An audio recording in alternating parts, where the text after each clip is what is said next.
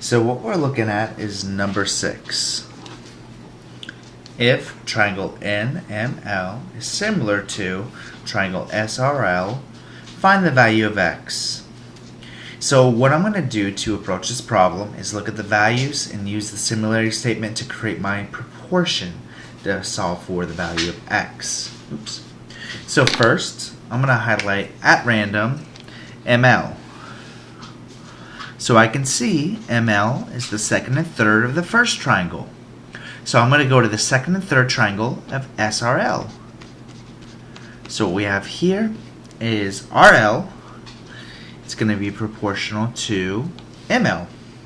So that means we're going to be creating our ratio to set up our proportion.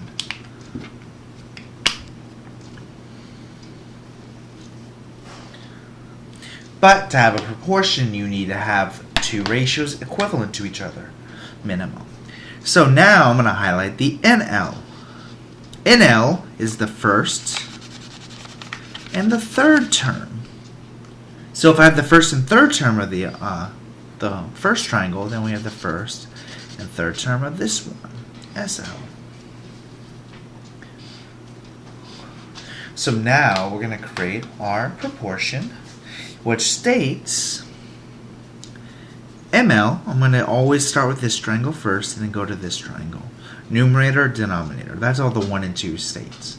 So we have 28 is all over 24, which is equivalent to triangle 1 is 3x minus 1 all over x plus 7. So right here, right away, I notice that we have two even numbers, 20 and 24. However, I notice that not even only 2 goes into them, but 4 goes into both numbers. So I'm going to start by simplifying. 4 goes into 28, well 7, 14, 21, 28. So we have 7 on the top. And what number goes into 24? 4 times would be a 6.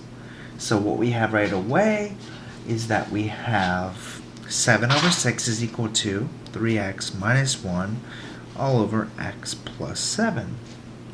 So first we're going to cross multiply our numbers. So that means we're going to be multiplying 7 by x plus 7. And then we're going to multiply 3x minus 1 by 6. Due to the order, really does not matter for our final outcome what you put on left and right, so I just kind of done it at random. You could be all technical, but at the end of the day, you're still going to get the same answer. So we have 6 times the quantity of 3x minus 1 is equal to 7 times the quantity of x plus 7. So here we have to use the distributive property twice. We have 6 times 3x, which is 18x, and then 6 times negative 1, which is minus 6, is equal to 7x times 7 times 7, which is 49. So here we want to combine our coefficients, 18x, 7x. 7x is smaller, so I'm going to subtract it. We get 11x minus 6 is equal to 49. I'm going to add 6 to both sides, add 6. You get 11x is equal to 55.